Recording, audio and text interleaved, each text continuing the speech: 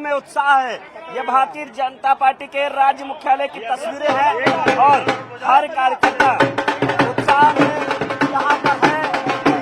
राज्य मुख्यालय में भारतीय जनता पार्टी के कार्यकर्ता, एक तस्वीर हम पूरी दिखाएंगे कि ये तस्वीर भारतीय जनता पार्टी के ऐसी सरकार है जो भारतीयों के हित में काम करती है, भारत के हित में काम करती है। सपा राष्ट्रीय अध्यक्ष अखिलेश यादव लगातार कह रहे थे कि पश्चिम बंगाल में देखिए, अखिलेश यादव जी को और समाजवादी पार्टी को अपना अस्तित्व बचाना है, वो अस्तित्व की लड़ाई लड़े, सरकार नहीं बनाना है उत्तर प्रदेश में।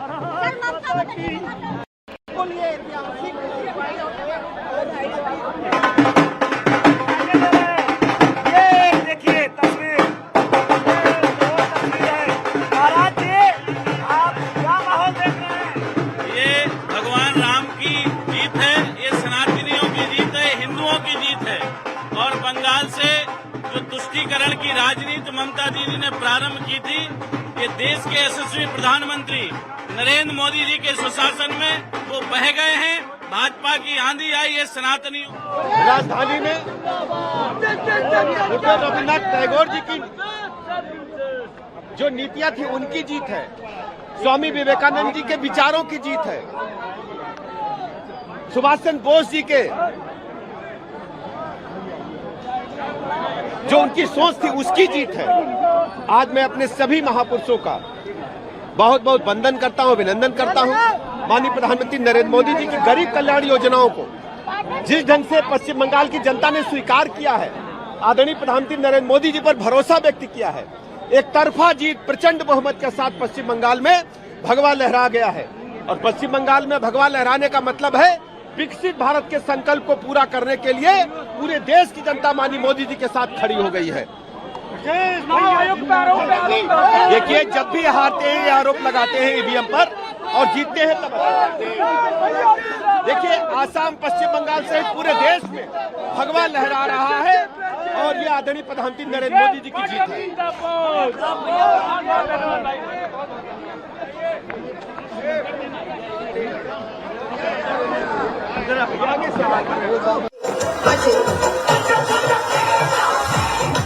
तो किस तरीके से बीजेपी ऑफिस में आप देखिए होली दिवाली एक साथ मनाई जा रही है। कहीं रंग उड़ाया जा रहा है, खुशी में झूम रहे हैं कार्यकर्ता, कहीं पटाखे चलाए जा रहे हैं, दिवाली मनाई जा रही है। और हो भी क्यों ना, पश्चिम बंगाल में बीजेपी की बड़ी जीत हुई है। वो पश्चिम बंगाल जहां पर बीजेपी लगातार जोर आजमाइश कर रही थी, चाहे पिछले लोकसभा चुनाव हो या उससे पहले विधानसभा चुनाव, बीजेपी ने ग्राउंड नहीं छोड़ा। धीरे धीरे सही टीएमसी के किले में सेंध लगाते हुए आज आखिरकार उसको जीत लिया है। एक बड़ी जीत, एक बड़े अंतर से जीत यहां पे हुई है। 92% से ज्यादा वोटिंग पश्चिम बंगाल की जनता ने की और बिल्कुल क्लियर कट मैंडेट बीजेपी को मिला है। और टीएमसी का अभेद्य किला अब बीजेपी द्वारा भेदा जा चुका है। अब जल्द ही यहां पर सरकार बीजेपी बनाएगी। तस्वीरें आपको दिखा रहे हैं किस तरह कार्यकर्ताओं में जश्न का माहौल है। पश्चिम बंगाल में ऐतिहासिक जीत हुई है बीजेपी की।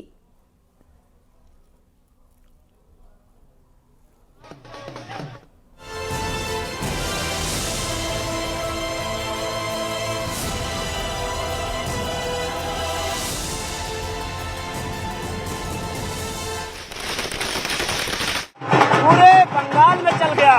ये महिला शक्ति है, तस्वीरों में देख सकते हैं। उत्साह है कि किस तरीके से पश्चिम बंगाल में भी बुलडोजर का असर रहा। ये वो लोग हैं जो उत्साहित हैं, उमंग से भरे हुए हैं और ये भारी उत्साह लोगों में है। भारतीय जनता पार्टी के राज्य मुख्यालय में लोग इकट्ठे हुए हैं, हर उम्र के लोग हैं। आतिशबाजी यहाँ हुई, अब ढोल नगाड़े बज रहे हैं, कार्यकर्ता यहाँ मौजूद हैं।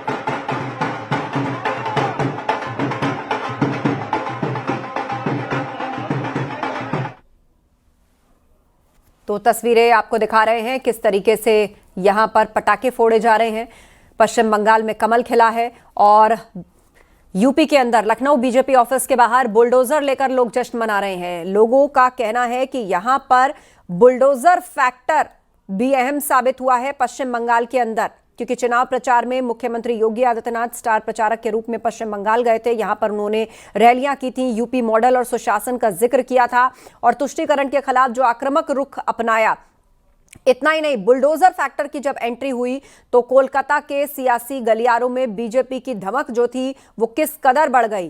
तो बंगाल में योगी फैक्टर किस तरीके से काम कर गया, इस पर भी कार्यकर्ता इस वक्त जश्न मना रहे हैं। स्टार कैंपेनर और सख्त प्रशासनिक छवि के साथ सीएम योगी आदित्यनाथ जब यहां बंगाल के चुनावी मैदान में गरजे तो दूर दूर तक संदेश पहुंचा।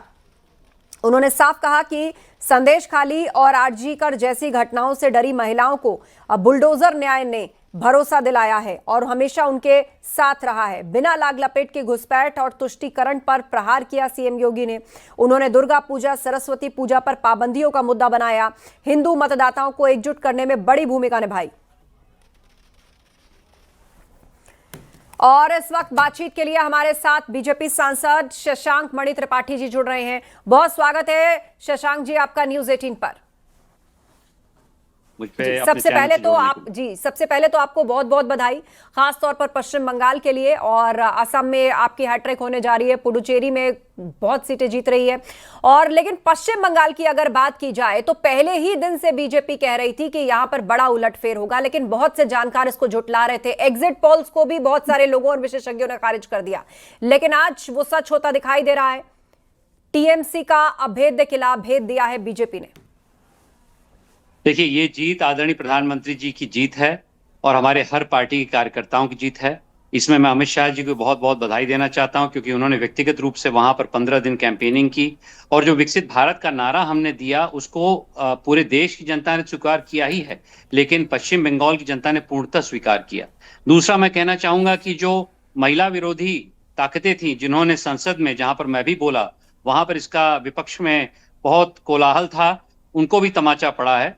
तीसरा, मुझे ऐसा लगता है कि श्यामा प्रसाद मुखर्जी जो हमारे संस्थापक थे, उनकी ही जन्म स्थान पश्चिम बंगाल में पहली बार कमल का फूल खिला है। तो मैं समझता हूँ हर प्रकार से हम लोग की जीत बहुत सक्षम रही है, बहुत सराहनीय है। हर कार्यकर्ताओं को मैं साधुवाद देना चाहता हूँ।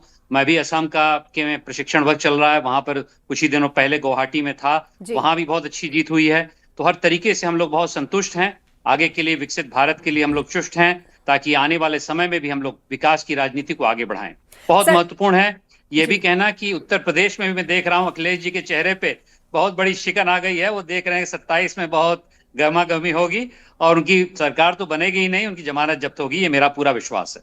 92% से ज्यादा वोटिंग पश्चिम बंगाल में हुई, उसका भी जानकार अपनी अपनी तरीके से मायने लगा रहे थे। अब क्या वजह रही, क्या फैक्टर्स आप देखते हैं कि एकजुट होकर वोटर जो है वो भाजपा के साथ चला गया बंगाल में? देखिए, एक तो ये मानना पड़ेगा कि हमारे कार्यकर्ताओं ने बहुत परिश्रम किया। हम चाह रहे थे कि हर व्यक्ति, हमारे भारतीय जनता पार्टी का, वहां का कार्यकर्ता, वो बूथ पे डटे। वहां पर गुंडा राज होता था, पहले सीपीआईएम का होता था, अब दीदी का था, उसको हटा के इस प्रकार का कार्यकर्ताओं का जोश बहुत सराहनीय है। दूसरा, कुछ हद तक एंटी इनकम्बेंसी भी था। दीदी ने विकास को अवरोध लगाया था। हम लोग डबल इंजन की बात करते थे। कई ऐसी वहां की समस्याएं हैं जिनका निदान दिल्ली से होता है, वो वहां तक पहुंच नहीं पा रहा था। तीसरा, आदरणीय प्रधानमंत्री जी का, आदरणीय अमित शाह जी का, योगी जी का वहां पर जाना, बड़े मात्रा पे कैंपेन करना, उसका बहुत बड़ा प्रभाव था।